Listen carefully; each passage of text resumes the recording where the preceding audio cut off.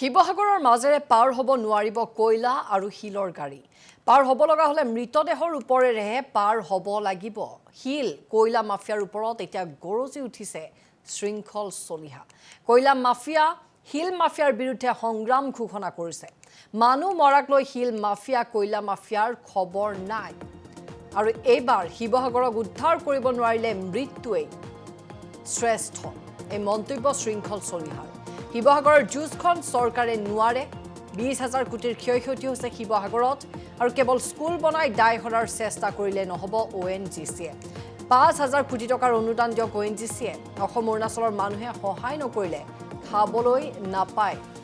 10,000 মানুহ মৰিলহেঁতেন বুলি মন্তব্য শৃংখল চলিহাৰ।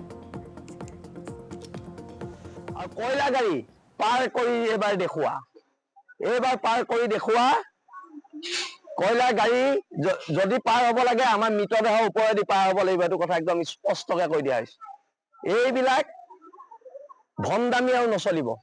কিন্তু এতিয়া কথাটো হৈছে যিখিনি মানুহৰ কাৰণে এইটো দুৰ্যোগ সৃষ্টি হ'ল, কয়লা মাফিয়াকেইটা, শিল মাফিয়াকেইটা, ইহঁতৰ বিৰুদ্ধে এখন সংগ্ৰাম চলিব, নিৰন্তৰ সংগ্ৰাম। আৰু মই জানো ইহঁতে আকৌ খান্দিব। ইহঁতৰ গুৱাহাটীত ফ্লেট, মুম্বাইত ফ্লেট, দিল্লীত ফ্লেট আছে। ইহঁতৰ ইয়াৰ মানুহ কিমান মৰে ইহঁতৰ লগত কোনো ধৰণৰ এটা আৱেগ জড়িত নাই। আৰু সেইকাৰণে ইহঁতৰ বিৰুদ্ধে যুদ্ধ হ'ব। যিহেতু যুঁজিব লাগিব শিৱসাগৰৰ মানুহখিনিৰ কাৰণে। আৰু যদি এবাৰ শিৱসাগৰক উদ্ধাৰ কৰিব নোৱাৰো, তাতকৈ মৃত্যুৱে শ্ৰেষ্ঠ। আৰু এতিয়া যুঁজখন চৰকাৰে নোৱাৰে বুলি আমি গম পালো। কাৰণ আমাৰ ক্ষয়ক্ষতি 20,000 কোটি টকাৰ ওপৰত হৈছে। মানুহবোৰে চৰকাৰে কথাবোৰ বুজি পাইছে নাই পোৱা মই বুজি পোৱা নাই। ONGCয়ে কেইখনমান স্কুল বনাই নিজৰ যদি দায়বদ্ধতা আঁতৰি যাব বিচাৰিছে নহ'ব। নাটকবাজি কৰিব দিয়া নহ'ব ONGCক। স্কুল আমি বনাই দিম। স্কুল আমি বনাই দিম। তোমালোকে ক্ষতিপূৰণ দিয়া 5,000 কোটি টকাৰ। 5,000 কোটি ONGC আৰু ONGC ED ক'ত আছে? ONGC ED এতিয়া এবুকু পানীত সোমাই বৰ্ণাঢ্য সহায় কৰি থাকিব লাগিছিলে। এই আশ্ৰয় শিবিৰৰ পৰা কেইবা লাখ মানুহলৈ আমি ৰিলিফ পঠিয়াইছো। কিন্তু কয়লা মাফিয়াই এটা বন খুৱাইছে মানুহক। ব্ৰেডৰ পেকেট এটা আধা কৰি দিছে। আমি খবৰ পাইছো। এইবিলাক নচলিব।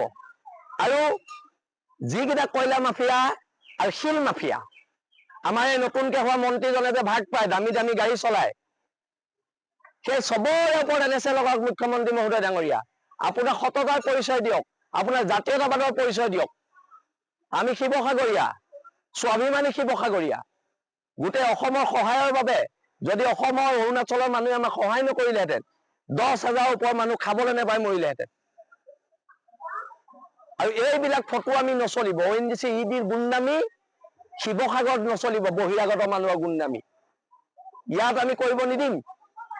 গুণ্ডামি এইটো একদম স্পষ্ট কথা।